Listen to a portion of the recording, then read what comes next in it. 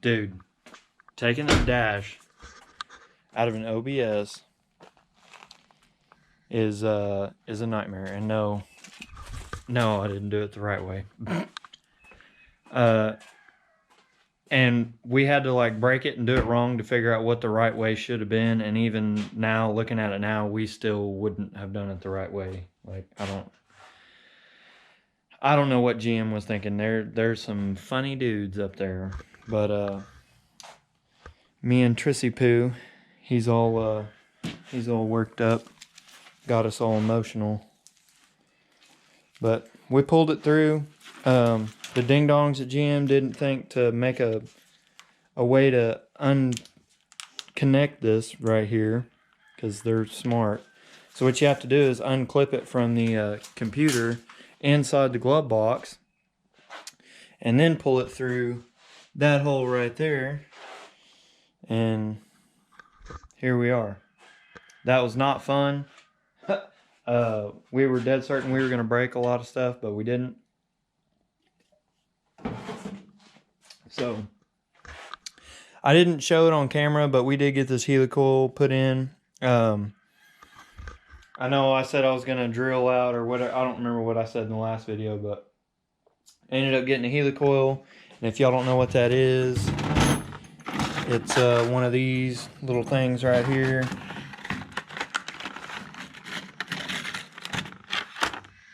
Basically, all you do is if you have a screwed up hole like we did, you take a drill bit, which on this kit it told me what drill bit size I needed. You drill out the hole bigger. It's kind of scary because you're like, this is kind of not right. And then you take this tap. You tap the hole for threads for these. You stick this sucker on this tool right here. Thread it in the hole. All the people I read, they only go like one or two threads below the surface. Did that, and then tighten the bolt on, put the water pump back on, and tightened it down, torqued it down, and it took it. It clicked at 22 foot-pounds, no problem. So we got that problem fixed. We don't have to worry about that. And now we're gonna finish getting this harness pulled the rest of the way out. And then I think today we're gonna take it a little easy.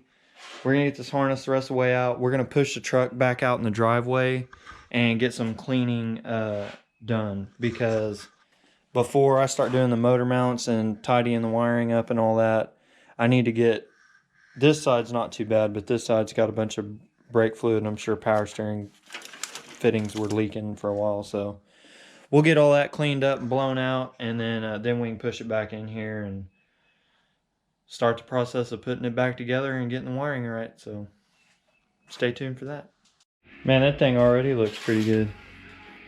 Daggum. Got it all yanked out. And then this is all of the 95's engine harness. Quite a bit slimmer than the LS harness there, but we got what we think we need to get out of the way for now. And we're going to get it pulled out here and, like we said, get it scrubbed down and washed up a little bit.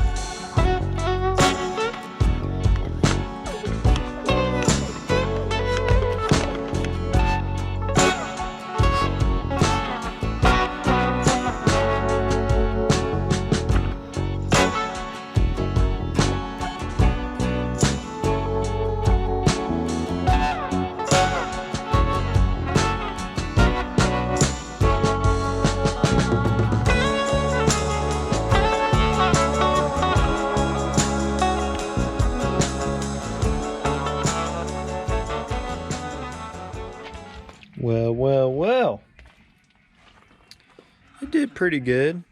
I mean, it's not perfect by any means. You know, it could still be like scrubbed. But it cleaned up a lot of spots that had some pretty serious buildup on them. Got this cup clean. Most of the plastic and rubber in these areas like cleaned up almost perfect. So that's awesome. It got a lot of the trash off the looms too.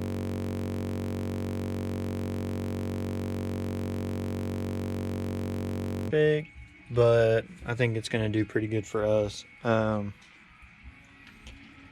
Especially enough for us to get it all put together, and because we were going to paint it and all that before, but we're like, you know what, let's get it put together, get the motor dropped in and put some miles on it and make sure everything's straight and we don't have any issues with anything. And then maybe the next winter or so we'll take the motor back out, and if we have any issues we'll fix them then, and then we'll go through and, you know, grind all the frame and all this stuff down and clean it really well, get it painted up and get the bay painted and all that. So I say we made a good clean today.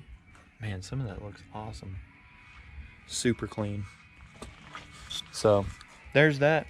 Let's get in there and look at the harness for a second. Alright, so this little harness here went from the driver's side fender under the engine cross member across to the other side, and it's just to the airbag sensors, and then it went from each side of the ABS sensors. So what I'm going to do is I'm going to cut this one apart and I'm going to get rid of the airbags. They probably didn't work anyways, and we don't need airbags where we're going. So I'm going to cut that off and just simplify it down to the ABS sensor wiring. That'll get rid of, this will be gone, this will be gone. So it'll just literally be those two connectors. This will be gone, and then this will just go up to the ABS module where that plugs in. This is all like our starter wires and alternator wires and all that, and my hope is to remember to order a Big 3 kit from like Sky High or something like that, and go ahead and do the Big 3 wiring upgrade while we're putting all this in. That way I don't have to go back later and do it, and that way I'll be set for audio, or at least have a good head start. So starting at this end, we've got the fuse block for the 95. All these connectors went into the ABS module. This plugged into the firewall. I imagine this is what sends all the data into the motherfucking gauge cluster. That place. Then here we break off to the transmission, which I need this. I'll actually have to cut all this wiring out and splice it into my LS harness, because we cut that off of our LS harness. So we gonna need that. And then all this stuff can go away. This is all stuff that connected to the engine, the top of the V6. Pretty much won't need any of that. That went to the starter. I may keep this starter wiring and put it in there if mine looks bad. I think it's okay. And then finishing out, this is what wrapped over the passenger side of the firewall. This went inside and was in the behind the glove box is where the 95's computer laid, which is for sale. So if you need that, hit me up. I think that's going to be it for today. Chrissy Poo's wore out. I strongly suggest y'all never try to take the dash out of one of these 88 to 98s, because it whooped our asses. And like I said at the first of the video, if we'd have done it the right way, it would have been 10 times more of a pain in the ass than the way we did it. We destroyed it, but we'll figure that out later. I ain't too worried about a pretty dash. So this week I'm going to come out here and start chopping these harnesses up and getting them together, dissecting them, taking the stuff out that don't need to be there. I got checking that all my connectors are there. If we have any broken connectors or anything that we messed up, we'll put those in. And then this is just more of the LS harness stuff here. And then I really want the LSPCM to go inside pretty much where this one was, and it's about the same size, so that should go there. I hope so. I really want it to. And then once we get all that ironed out, probably around that time is going to be when we get the transmission bolted back up to the motor and get it dropped in. And I don't want to re-loom or rewrap any part of the harness until we get the motor dropped in there, because I'm trying to route it clean. I'm trying to do like a mini bay tuck. I won't be able to do it real good, but I'm going to do as best of a bay tuck as I can. And I'll need the engine and transmission in the truck before I can finally decide where each loom is going to go. And once we get that figured out, then I can pull the harness back out and wrap it up and make her purty. So y'all stay tuned for that. And as for me, that's it for tonight. Later, y'all.